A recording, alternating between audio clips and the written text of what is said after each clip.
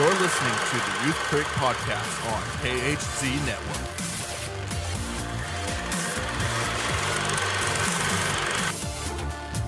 If you like this episode, please leave a like and comment on our iTunes page at KHZ Network.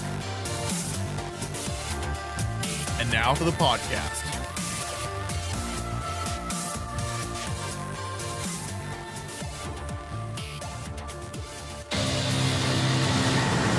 I have seen gods fly.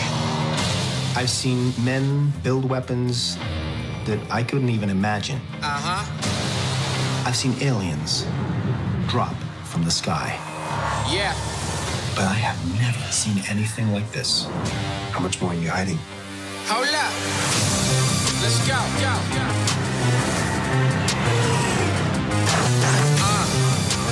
We are home.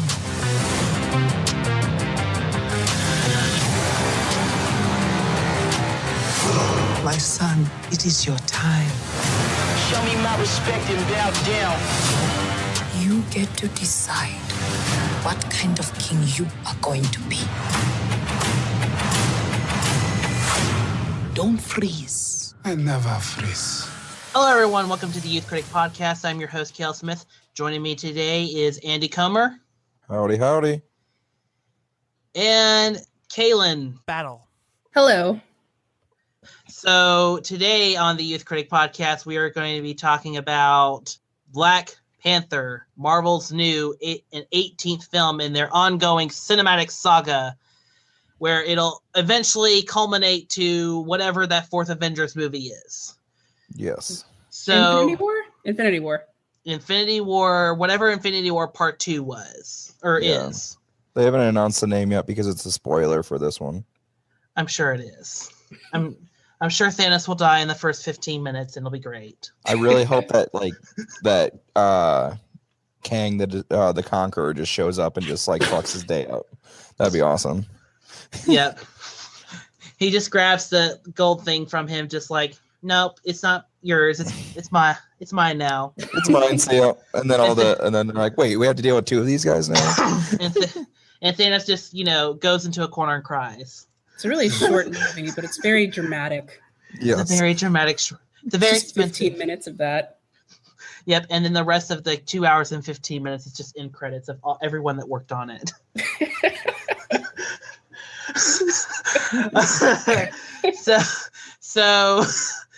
So Black Panther was a huge hit over the weekend and did extremely well at crossing at $240 million at the domestic box office, and also accumulated $404 million at the worldwide box office. So, Andy, why don't you talk about why this is so significant? It has a record number of opening weekend records, with largest February opening, largest winter season opening, largest President's Weekend opening, largest Monday, and it missed largest Sunday of all time by less than it got largest Monday of all time by less than $42,000, and it missed largest Sunday of all time by less than $500,000. Do you happen to know who got number one? Force Awakens for both. Oh, yeah, that makes sense. The Force Awakens for both. And basically it's in competition with that, not with everything. The February and winter stuff was all against Deadpool, which it blew out of the water, almost by 100 million. Actually, it did beat it by over 100 million in President's Day weekend. And it's just, hopefully this just continues on and just keeps dominating everything and people keep seeing it, because it is a good movie. I wouldn't say it's the best Marvel movie, but it's definitely a good one that people should be seeing. Before we move on to the film itself, it's impressive how I don't think anyone can overstate how huge this opening is, because this was, and you and I even talked about it beforehand. This is basically outgrossed Justice League. It outgrossed Justice League total domestic in 4 days. And to be fair, that's not exactly like a really hard thing to do considering how Justice League turned out. But the fact that it's against, or that Justice League has the two most popular comic book heroes of all time in it, there's absolutely no it's basically not, it's showing you how popular this film is, but it also shows how big of a catastrophe Justice League was. right. Like, I don't know which is showing more, but probably more that Justice League just blew. But like, it's just mind blowing that honestly, Black Panther is probably like a C-level Marvel character. Like 10 years ago, before Marvel Cinematic Universe started, like Iron Man and Thor, those guys were like B-level guys. Black Panther was probably lower B, upper C level Marvel guys. And the fact that 10 years down the road, he by himself is taking on the entire Justice League in box office in its opening weekend is just mind-blowing to me. That is really impressive, considering the only thing that's above it at this point is Star Wars of all things. Exactly. It even like beat out on the weekend, overall opening weekend. It was just shy of the first Avengers film. It was within 7 million or within 6 million of the opening weekend of the first Avengers film, and it's just mind blowing that this movie is doing so well. It is. It's incredible. I couldn't be happier for the film, and it's actually a really good movie. It's not like Jurassic World or something where, or it's not. It's not a bad movie. Well, you wouldn't have waited for. Hang on. You didn't like Jurassic World? It's good. I don't think it deserved the. Like, I understand that it got the money it did because of nostalgia for the original, which I guess it deserves, but that movie was not that good. It was okay when I first saw it, and then ever since then, it's just kind of, every time I rewatch it, it's gone down in quality. I think I've watched it once since I bought it. I've seen it twice. I saw it in the theater once, and then I think I saw it on Redbox one other time. And I've also seen it twice, both times in theaters. The first time I enjoyed it quite a bit. Although I do admit the second time I saw it, it did kind of it was a little bit less enjoyable the second time. It was still fun though. It's just tiresome after a while. Like seeing the same thing happen over and over again. Everyone just running from dinosaurs. But then again, hey, that's what people pay to see. Yeah, that's the money shot right there. Who doesn't like Dino Carnage? I guess I do. I like the substance of the first one. So, but that's for the Jurassic World Fallen Kingdom podcast. Yeah, definitely. When we get to it. So, with that said, starting with you, Kailyn, what did you think of Black Panther? Oh, I thought it was excellent. It was definitely a different film than what I was expecting, especially after seeing the first trailer. It definitely gave a different vibe from that than what we actually got, but I really, really enjoyed it. It's definitely not the best Marvel movie, I would say, but it's certainly up there, probably right up there with like Iron Man, like the first Iron Man movie. Andy? I watched it twice on Thursday. That good, eh?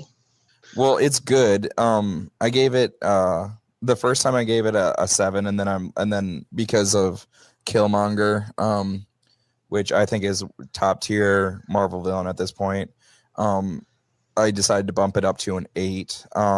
So it's in the top, or it's number 6 for me right now, and out of the 18 films so far.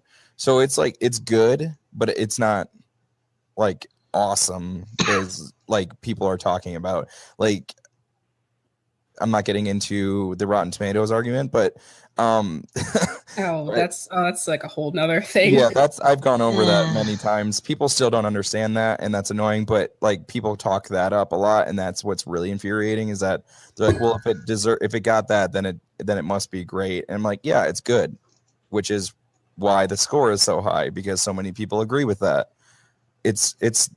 There's nothing really new here, though. That's my biggest problem.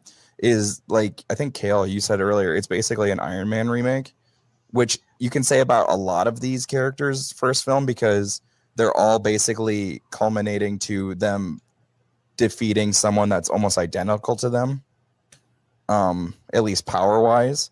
Mm-hmm. So I don't know, that's getting kind of stale for me. That's why that this one, I think that's a major reason why the first time I watched it, I was kind of like, oh, well, that was good, but like not great.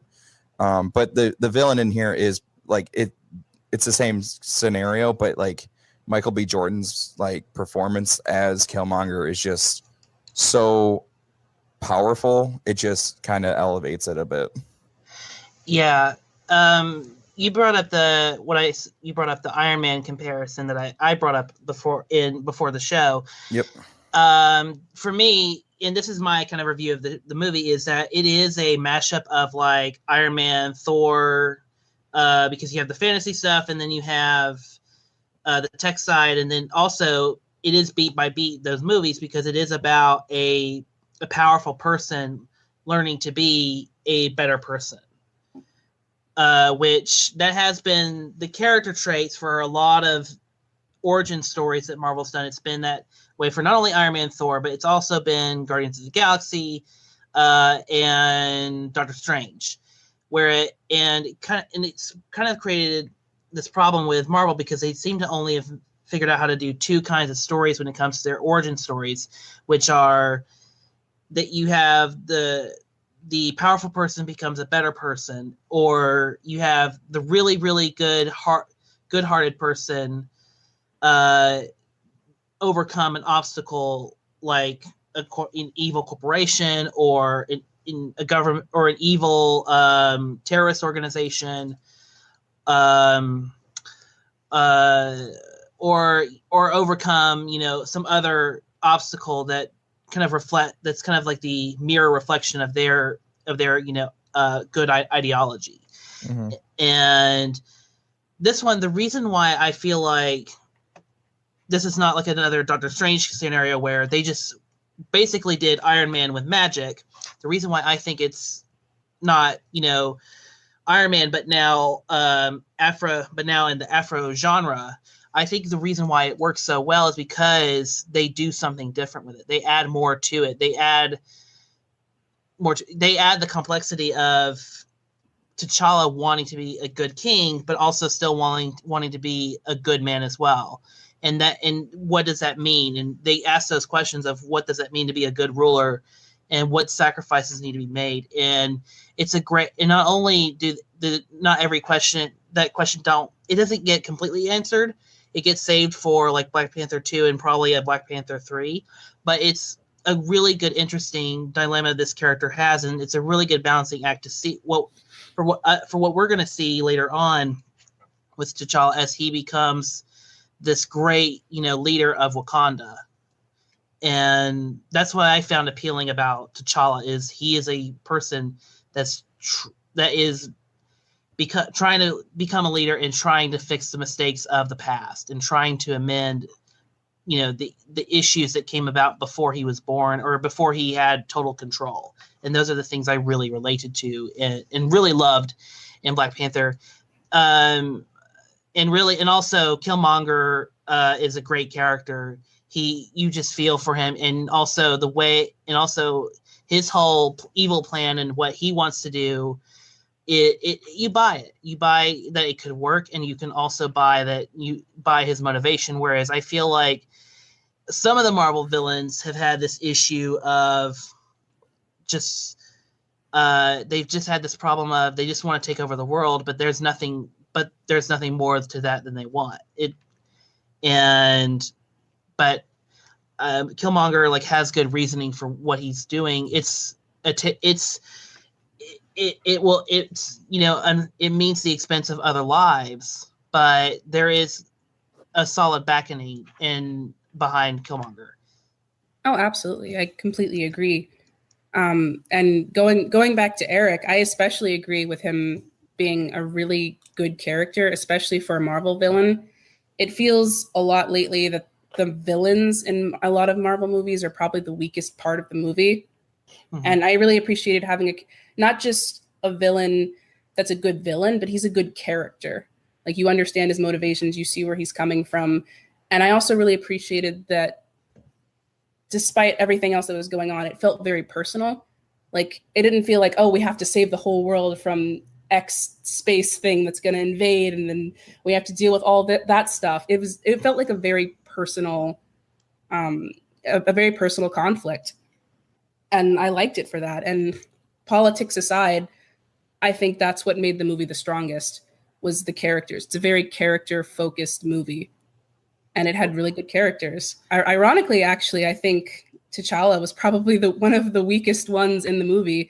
I think despite the movie being called Black Panther, there wasn't an actual whole lot of Black Panther in the movie. Yeah, he gets kind of like thrown away, not going into spoilers a little bit, but he kind of gets thrown away in between the second and third act of the movie. But yeah, because I think the goal of not only Black Panther was it was supposed to also establish Wakanda as well. Oh yeah, you really definitely feel the setting in this movie. Yeah, that's definitely what they pushed forefront. And obviously, since we had a taste of him in Civil War, I feel like they feel like we got an idea of who he is. So they just decided to move on and, fledge out Wakanda and his family, which I'm really glad about because his sister is awesome and I can't wait to see where she goes. Yeah, I would love to see Shuri in multiple things. Nikila and I'm gonna butcher this. Okolia, I think. She's Michonne in the Walking Dead. Oh! That's why she looked so familiar. Yeah, I really liked those three characters, and especially when Okolia and Nakia accompany Black Panther or T'Challa to South Korea, and they have that big, big chase to get Ulysses Claw. Oh, speaking of which, can we just talk a moment about like the actual like frame composition in this film? Mm-hmm. I mean, you can say that a lot of the Marvel films look very similar, but I feel like there was a lot of stylistic choices in this movie that made it stand out a lot more. Right. Do you remember that scene when Eric is just standing there with all those flowers burning? That was for me, that was one of the best scenes in the movie, hands down.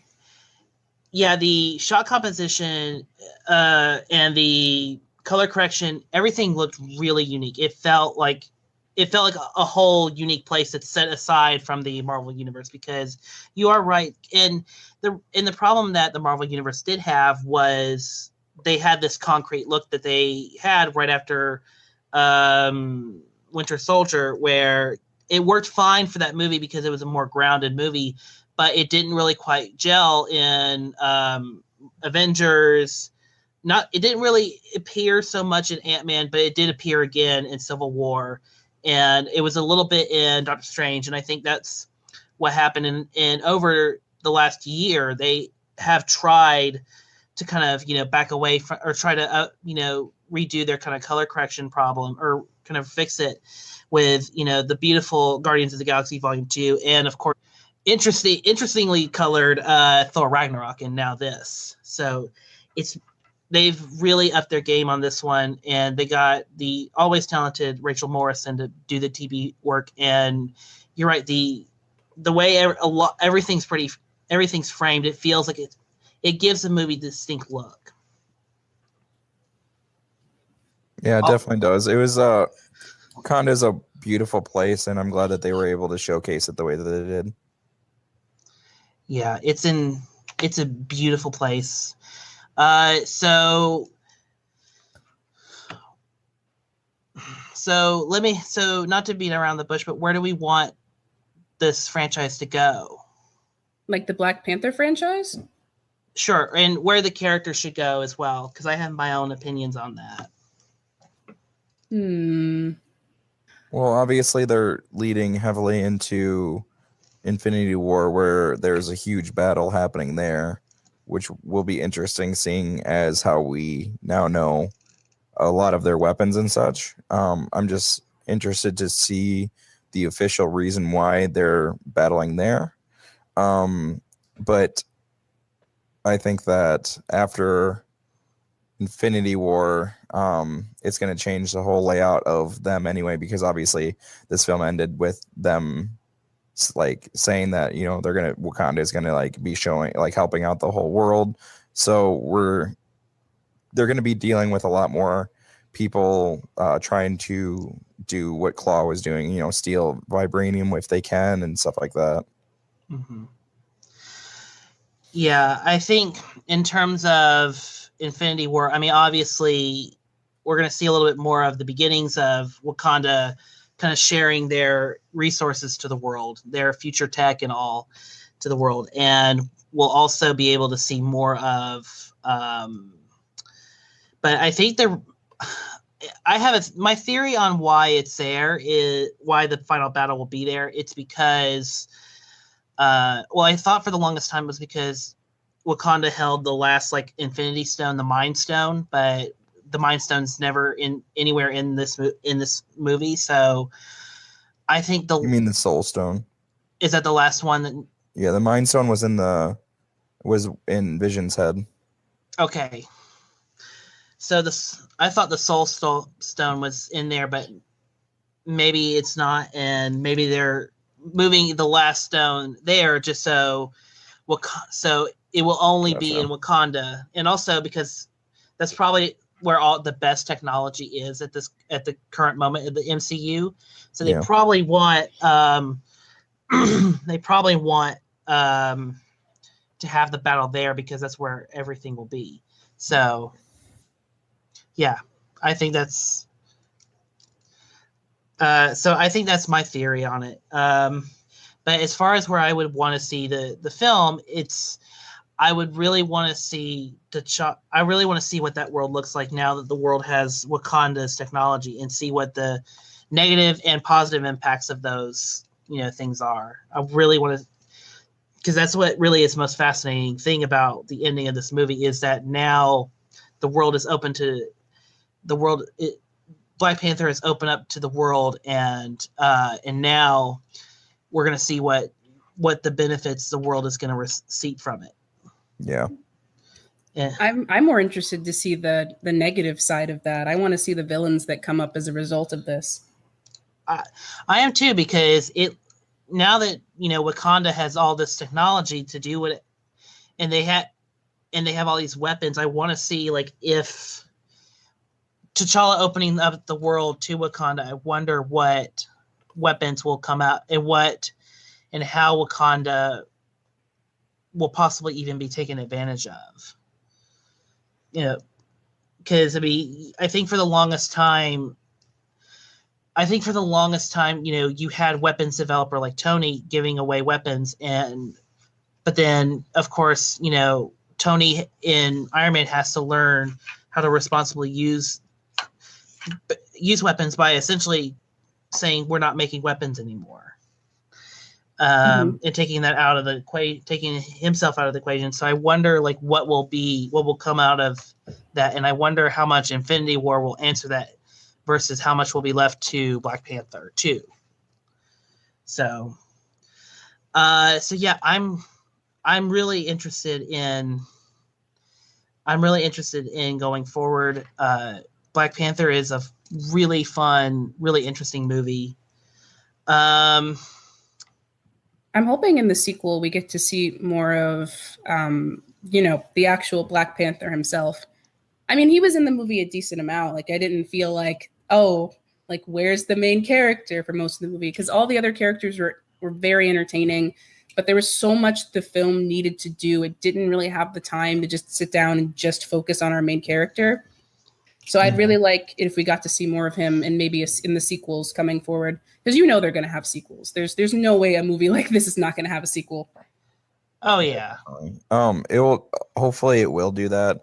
Like I said, I think that they just wanted to expand on that world before, so you get a grasp of what's going on in Wakanda before they get there for Infinity War, and he kind of took the.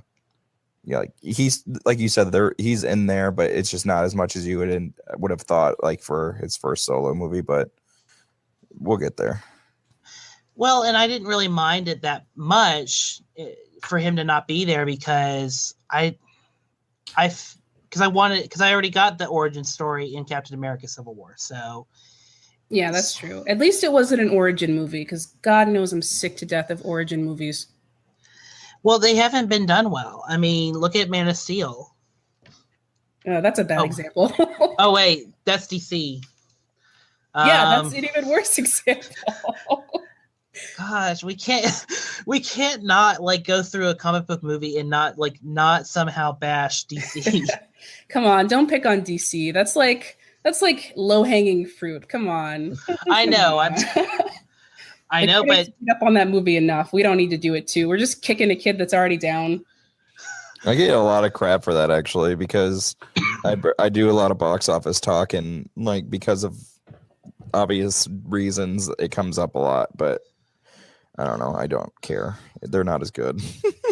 I mean, they're just objectively not good movies. Exactly.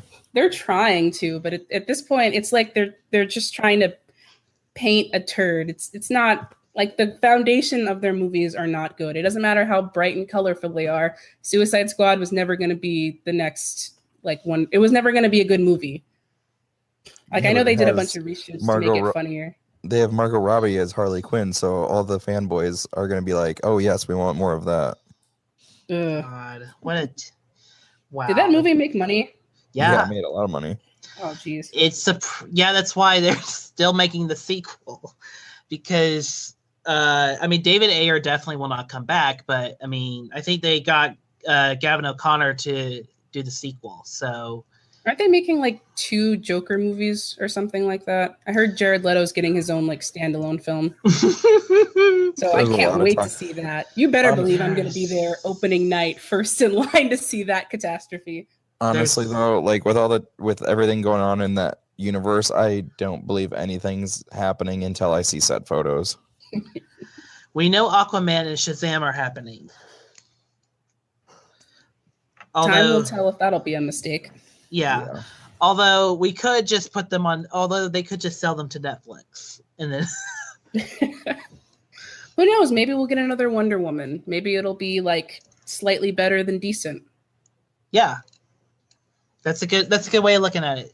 Let's hope for more Wonder Woman. What?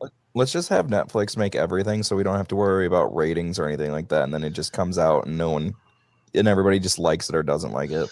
Well, the problem is Netflix doesn't distribute their movies to theaters. And most of Netflix's original movies are garbage also. Like, have you seen Bright? Yeah. It's not good. Andy, did you see Bright? Yeah. I like the idea, but not the execution. Yeah. To be honest, I feel that way about a lot of the DC films. Like, the idea is there, but the execution is horrendous. Yeah. I don't know. Hopefully they're able to fix something. That's just a whole nother podcast talking about DC. Sorry. No, you're good. Back to the movie, Black Panther. Yeah. So should we talk spoilers? Yeah, sure. Okay, yeah. Cool. Yeah. I just wanted to know if we were going to start talking about spoilers. Are we done with the non-spoiler part? Yeah. Of course. Sorry. Go ahead. If we're going into spoilers, like the thing that really annoyed me was the fact that they killed Claw, because I actually like his character and I thought Andy Serkis was playing it like perfectly. He was hamming it up in all of the best ways. He's playing it up. And I just like, he was a good counter villain to Killmonger, and because he's like, hyper serious for obvious reasons and good reasons, but like Claw is just having a blast doing whatever the fuck he wants. So it was just, he was a great comic relief. Exactly. Honestly, the whole movie was a lot funnier than I anticipated, so that was good too. But like, really? Yeah, to me, I felt the exact opposite. I didn't expect it to be as serious as it was. Oh yeah, I was definitely laughing a lot more than I thought than I would, especially because of his sister joking around so much with him and stuff like that. And I thought their chemistry was really good too. But like the Claw death thing, like just annoyed me, especially since it was just like so like the way it happened even just annoyed me. Like, he's just laying there and just like shoots him, and it's just like, come on. But I get why they did it. I just wish that they wouldn't have. He was a lot of fun. I mean, I don't know. I thought he was fine. Like, I didn't mind that he got killed off. I was sad to see the character go, but at the same time, I'm just like, we got better things to do. Well, I get that, but I'd rather like see him keep coming back to just like fuck with T'Challa like throughout or in the future too. Oh, absolutely. I legit cried when Eric died because man, that just everything about that character was just, you really could see where he was coming from. And I just when he died, I just a little part of me died as well. Yeah, and that last line he says, "Throw me in the ocean. My ancestors knew better to die than what was better to die than be in bondage." I got chills. That is, you just get teary-eyed because you just see, because now T'Challa's in that moment. He's in that moment of like, he finally sees the scope of the history of and the consequences of Wakanda's isolationism. So you just feel it, man. On a completely lighthearted, unrelated note, was anyone else getting like when T'Challa was in the spirit world talking to his dad, and there was all the panthers in the tree? Was anyone else getting like Lion King vibes, or was that just me? There's a ton of Lion King vibes throughout this whole thing. Like even the music that was playing in the background felt like the Lion King. Yeah, I mean, I was putting some things together. I mean, there are very similar plots. Like, I mean, of course, the dad. Of course, there's that Mufasa moment of like of T'Challa's dad, T'Chaka, coming in and telling him to come, but really, it's like, well, I mean, to be honest, even that scene is like, it's the opposite of what's happening in that moment of the Lion King, because T'Chaka is like telling his son to come with him, be with his ancestors, and join them, but T'Challa says, "No, I have to solve our problem. I have to solve the problem. I cannot, leave Wakanda in this state. I cannot let your actions destroy not only Wakanda but the world." And and it's a teary-eyed moment. I just wish in that moment, and I think I might have told you this, Kailyn, I may not have, but I wish, if you notice, there's just some of the special effects in the spiritual world just didn't really quite look as good as they should have, in my opinion. That's a nitpick. Yeah, you did tell me about that, and yeah, to be honest, I could kind of see that. Like, not all the CGI worked flawlessly, and I definitely noticed that we were kind of revisiting the same locations over and over again.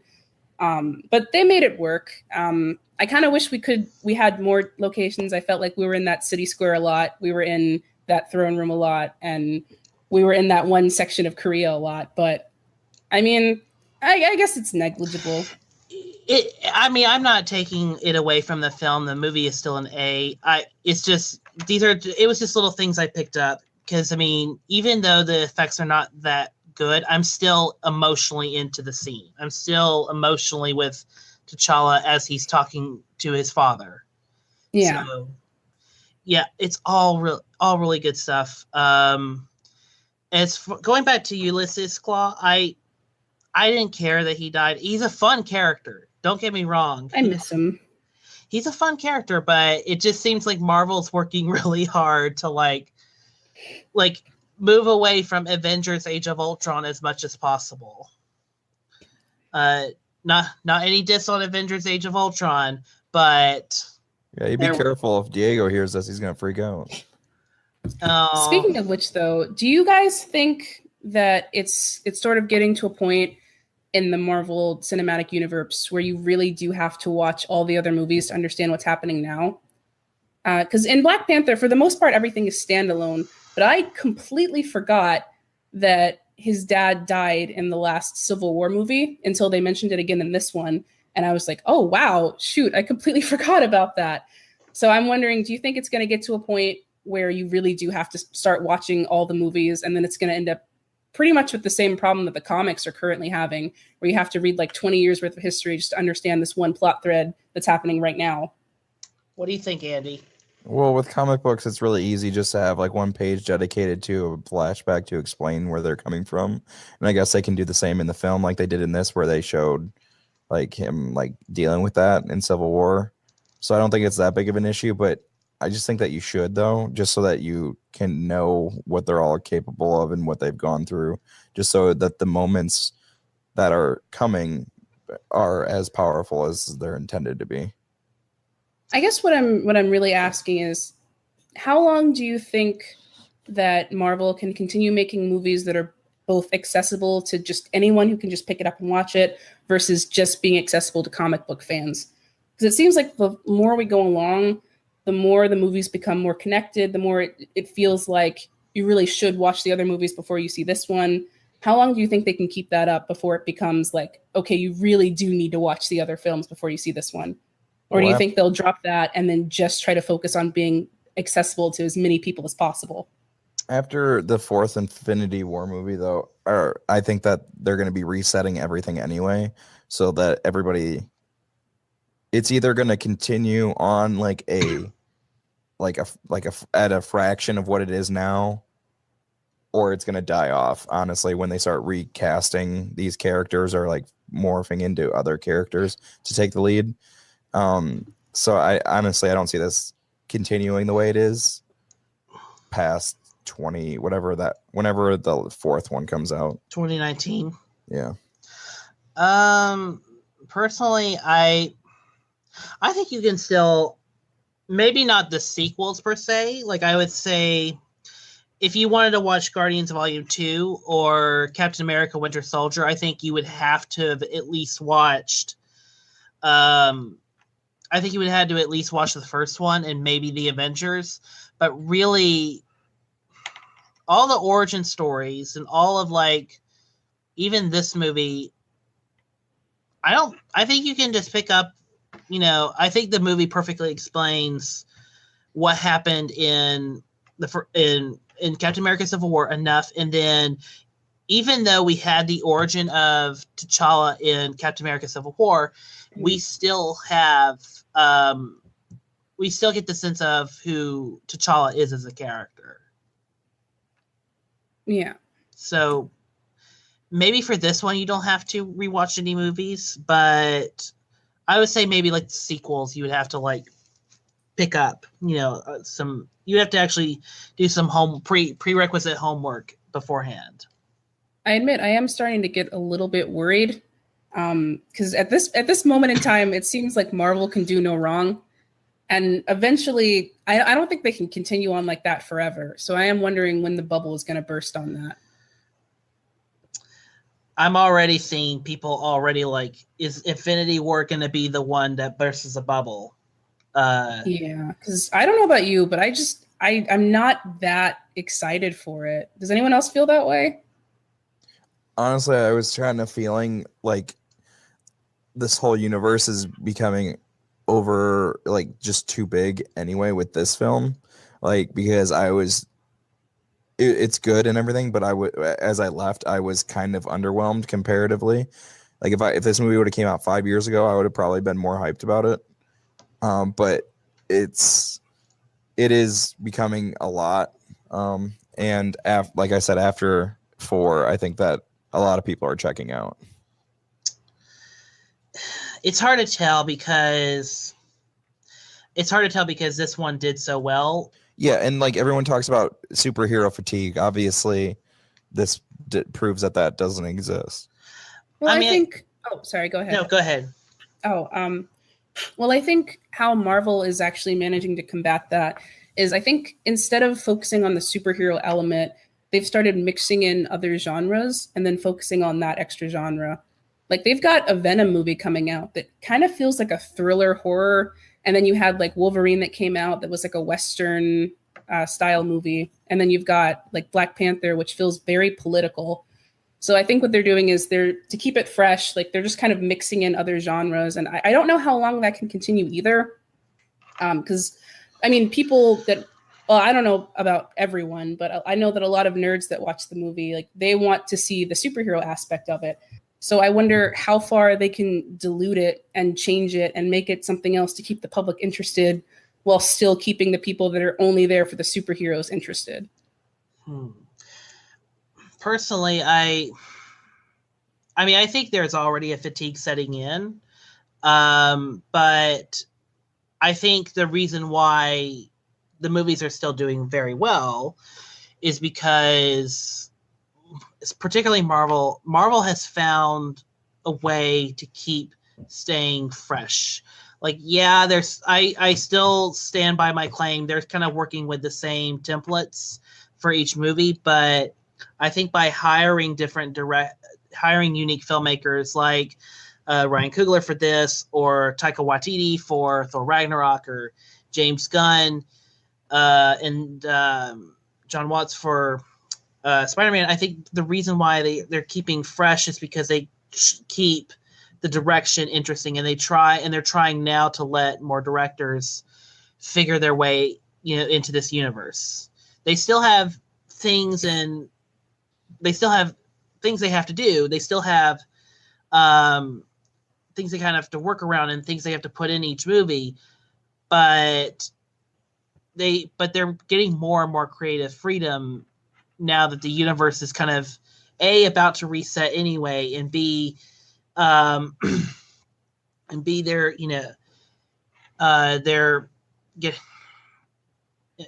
hold on, and they're they've kind of had the trial and error. They've had the trial and error of having one phase that was totally director driven with phase 1, and then they had one that was just more television directors with phase 2, and now they're kind of bringing back the best of phase 2 and allowing new directors come in to direct, bring interesting things into this sequels. It's still a trial and error system, but it's still working. If that makes any sense. It's still keeping things fresh, if that makes any sense. No, that makes perfect sense. Do you know what once they reboot everything, do you know what's coming after that? No. Because I'm very curious. I'm wondering what the universe is gonna look like once they reset. I bet you they're gonna have X-Men, that's for sure. Because I know Disney didn't they buy Fox recently? It's not completely done, but the merger is in the works. So yeah, I would definitely bank on there being another X-Men movie.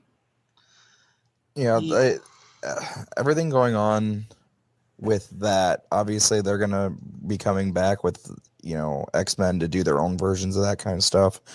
But after Infinity War and whatever follows, a lot of these main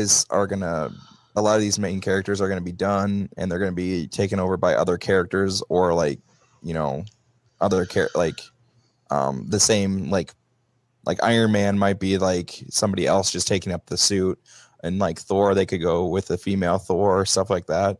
And I don't know if people are going to care enough to continue on with it, knowing that stuff, not understanding why that stuff happened if they didn't go through all this. Oh, sorry for the noise, but it's my garage. They're working on the garage downstairs, if you can hear that. It's all Okay, good. it's fine. I mean, I know for a fact that after Avengers Infinity War, we're going to get the second Spider-Man movie with Tom Holland. Eventually we're going to get in 2020 the third and final Guardians of the Galaxy movie. And I want to say we have another Doctor Strange movie coming, but I mean, there has been no talk on that front at all. So that's a maybe.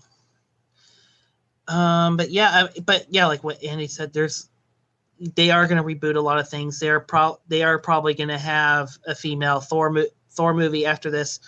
They're probably even going to have an all women Avengers coming out in the not so distant future. Yeah. What? Isn't there supposed to be a Miss Marvel movie coming out? Oh, that comes out in between. Okay, cool. Because I'm looking forward to that. I really like Miss Marvel. I've actually been reading a couple of her comics recently, and I'm really starting to get into it. Yep, it comes out before the second Marvel Avengers Infinity War. Because I haven't heard anything about it. Like, I've heard that it was coming out and then just radio silence. They've started filming, but yeah, the movie doesn't come out till March of 2019. Ah, okay. So there's still some time to go. Mm-hmm. But is there anything else we want to talk about with Black Panther, though? All I want to say is it's a really good movie, and I think it deserves its success. I think this was perfect. And I wanted to ask you guys one more thing, starting with you, Kailyn. Why do you think Black Panther was this huge of a success? Well, honestly, I think a lot of it has to do with timing. Aside from the obvious, like it did a lot of things right. The first thing being its setting and its characters. There are a lot. There are a lot of there's a lot of culture to this movie. Mm-hmm. There's a lot of African culture and a lot of African American culture, and it was really interesting and cool to see that many Black people on screen. Like, you don't get to see that very often, and I think a lot of people appreciated that and all the hard work that went into that. But then on the other side of the coin, there's also the politics of, like, the actual politics themselves. The issue of what is it, like the immigration and colonialism. Like, that issue is something that's very relevant, especially in this day and age. Like, that's something that a lot of Americans are thinking about and focusing on. And the kind of arguments and the back and forth between Eric and T'Challa are things that a lot of people are talking about right now. And I think the combination of those two elements probably spoke to a lot of people on a really deep level. Andy? She nailed it. Yeah, only thing I would add is if you give underrepresented minority,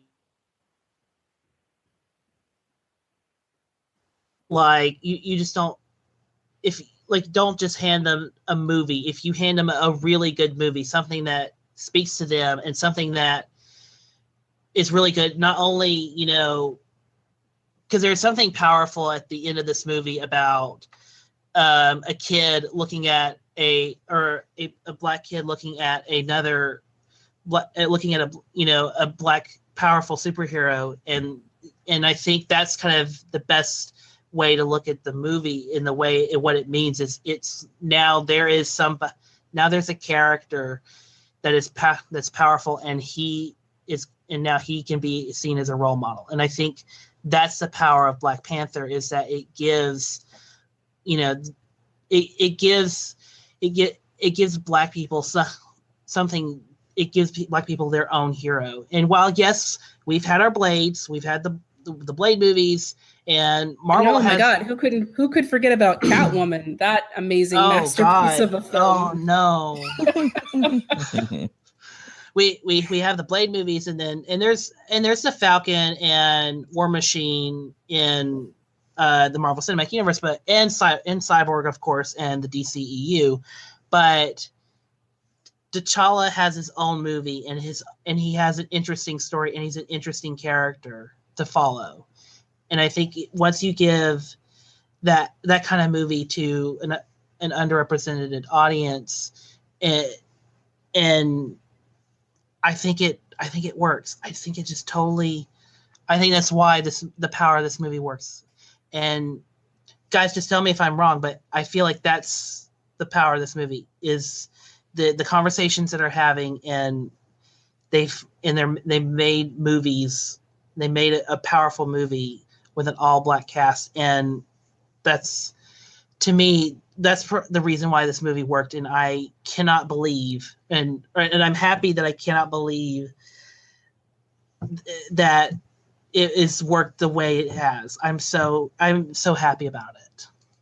I absolutely feel the same way. I think and it's not just that it was just an all Black cast. I think it also helped that it was a really tight movie on top of that. Like, it's the combination of everything together working that does it. And I think Disney has been killing it lately in terms of, like, representation and, like, representing specific culture. Because in this movie, you got to see Another thing I really liked about the film was just seeing the contrast and the comparison between African American culture and then African culture. So you got both of those things represented in this film, and then you look at some of their other films like Coco, where you got to see a lot of like Mexican, Latina representation, and then Moana, where you get the Polynesian representation. Like Disney's killing it lately. They are. They got their bases covered. And they're working on a Mulan remake, so they're working on so many things right now. It's ridiculous. They're slowly taking over the world, I swear. But I mean, I'm fine. I for one welcome our new overlords.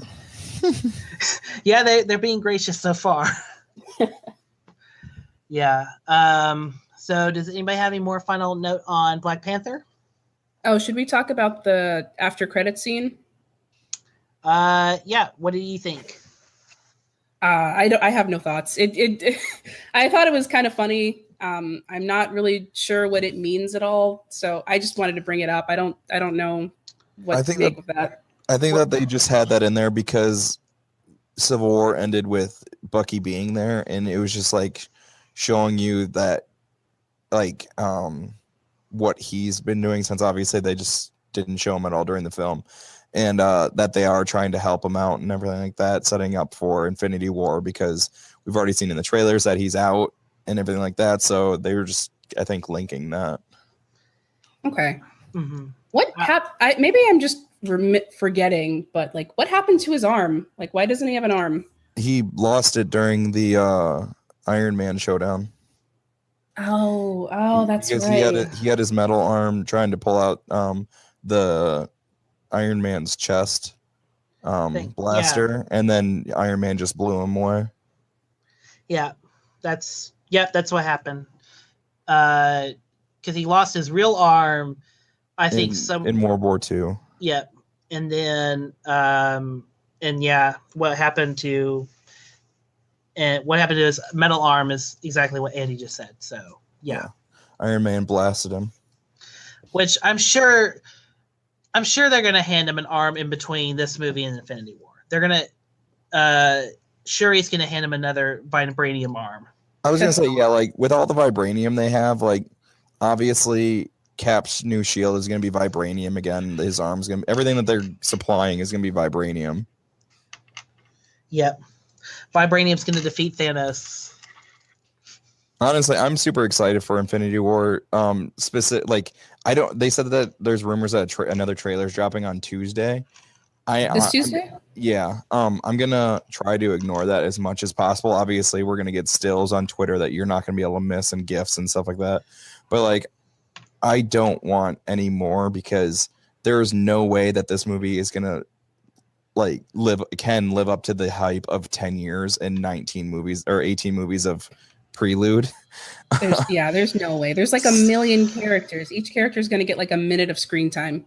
But there's one scene that has 30 heroes in it, and if they show even a glimpse of that, I'm going to be pissed. I want to see that for the first time on the big screen. Like Civil War, I give them all the credit in the world for hiding Ant-Man.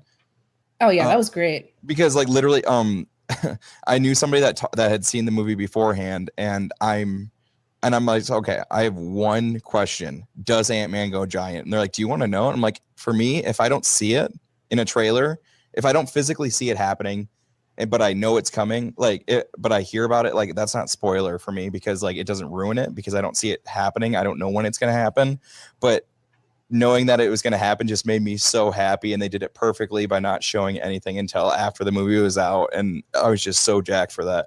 But yeah, if they show, knowing that many heroes are going to be fighting in one scene is going to be awesome, and I hope that they don't show it.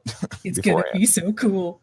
But this movie, I really have a lot of predictions for this movie. I really think that everybody, like, they're going to be losing. Obviously, they're going to be losing at the end of this movie. It's going to come down to one or two of them left, and then when it goes to be continued, or they're all going to be in a situation where they're all just like fucked, and they, like, obviously they come back and whatever in the next one. But this is going to be like the Empire Strikes Back. Even though Civil War and Age of Ultron were like the Empire Strikes Back of the Marvel. No, but this is like, but that's those two were against themselves. Like this is against something else. Yeah, that's because fair. Ultron is technically Iron Man. Like Thanos is his own thing. Like Civil War was against each other. It was, and then Ultron was against himself. So, I guess but you know what? I would actually like that. It's just, the character is just lost, or basically the vision that Tony has at the beginning of Age of Ultron. Yeah, like that's happening. See that come to fruition, and Tony just like revel in just everything he tried to do to prevent it just did not work. Have you guys seen or heard about the set stuff for the fourth film? No. Because I they're haven't. filming it. Do you want to know? Yes. Okay. Sure. They're reshooting moments throughout all of the other films. There's set photos of like Tony Stark in an outfit that he wore in the first Iron Man film, stuff like that. So a lot of people think that this movie ends with somebody getting a hold of the time stone, and then they go back through the Marvel, like all 18 films, and then just subtly change things so that they're able to come back and kill or to take out Thanos at the end. Like the end of Prisoner of Azkaban. Yeah, basically, but like there's a bunch of stuff. Like they have like long-haired Thor. They have like a bunch of stuff. Nice. So a lot of people think that like last ditch effort, one of them gets a hold of the time stone. I wonder who that could be. A lot of people think it's Peter, but you never know. Peter Parker or Peter Quill? Parker. Okay. Why Peter? A lot of people think it's Spider-Man just because it's Spider-Man. I have no idea though who it would be, but like obviously there's something going on that they're reshooting stuff that's already happened. So I don't know. I don't really want this to happen, but I think it will happen. If that's true, I think it'll be Doctor Strange. Well, that's the given one, but like I don't know. It's like that would be the obvious choice because he's the one that knows how to use it. But maybe they're bouncing back and they don't know how to use it, so they hit a bunch of different areas. Yeah. All right. Yep. All right. So, does anybody care about Ant-Man and the Wasp? I am iffy on it. I just want to see their interactions with each other. I don't really care about anything else that's happening. Yeah, I feel the same way. Like I do enjoy the Wasp. I remember her character a lot, mostly from the animated shows. But have you ever seen Avengers: Earth's Mightiest Heroes? Yes, I have. Oh my god, really that show is amazing. It really is. All of this stuff I'm comparing to that, and it's like most of it is failing because that show is awesome. It's only 2 seasons, but it's so worth it. Let's just talk about that instead. Yes. Black Panther, who? Whatever. Yeah, well, that's the thing. In that show, like Black Panther's in the Avengers mansion for 3 days, and Jarvis doesn't even know. That's the best part. Oh my god. It's like all of the information that I know about Black Panther comes from that show. Exactly, right? Nice. Awesome. And they go through the whole Killmonger thing in there too. Cool. Yeah. Maybe I should look into that and do a podcast on that one day. They're only 2 seasons in. Yeah, well, it stopped. They stopped after 2 seasons. Oh. It's 22 episodes each, and I think that they're 40 minutes, aren't they? I would have to double check. It's been a while. I don't remember, but yeah, it starts off with like Cap and Iron Man dealing with Hydra stuff, and then it brings them all together because of all of the super max security like villain prisons are released, and they have to all get together to like bring them back and stuff, and then it leads into the Skrull and Krill armies stuff happening, and then it goes into Kang the Conqueror. Yeah, it's a good time. We should check it out. Definitely. Nice. I will definitely look into that because that sounds cool. All right. All right. So if we're good on Black Panther, are we ready to go on to plugins? Definitely. Yeah, we're good. Andy, where can the good people find you? You can find me on Twitter at The Talking Can. I like talking movies and box office stuff. Come at me with your ill-solicited movie ideas, and then watch me just mess with Diego and Mike a lot. Particularly Diego. It's so funny. Okay, the other day he said physical media, and I cannot get it out of my head because he tweeted physical, like saying like the Last Jedi is available in physical media on this day, and I'm like, I literally tweeted him 3 times, physical media, and then I texted it to him in our group chat. And he's like, God damn it! And then Patrick didn't know what was happening, so he's like, why are you freaking out, Diego? And he's like, Andrew heard me say physical media, and now he thinks it's hysterical for some reason. Did you see me? Dale, did you see me tweeting all my terrible movie ideas about like what movies are better than movies that he loves? Like no, but I'll look for it. Like Birdman is better than Alien 3, and like and American Hustle is better than Miami Vice. He was flipping shit. It was amazing. Jeez, I can just see it now. We love you, Diego. Oh yeah. We love you, Diego, over in California. Oh yeah. So Kailyn, do you have a Twitter, or where can good people find you? Yes, you can find me on YouTube at Magic Mermaid Girl. I make anime reviews. I haven't made a video in a while, but there's a couple coming soon, so stay tuned. I'm also at Twitter at Magic Mermaid YT, so just check me out if you have a chance. Awesome. You can find me on Twitter at MovieKale. You can also follow the show at The Youth Critic, and then you can also follow the channel that distributes this podcast at KHZ Network. Thanks, everyone. We will be back with everyone next week on Annihilation. We'll see how fun that movie is. Bye-bye. Bye. I never freeze.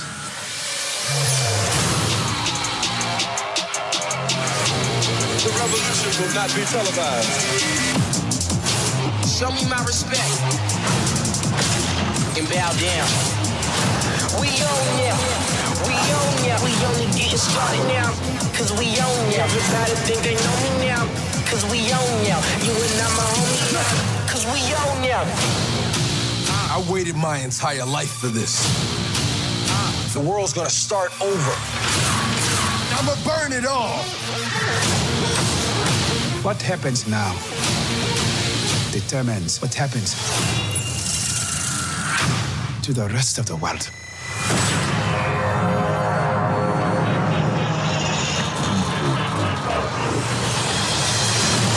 You will not be able to stay home, brother.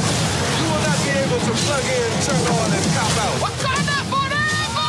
The revolution will not be televised. Let's have some fun.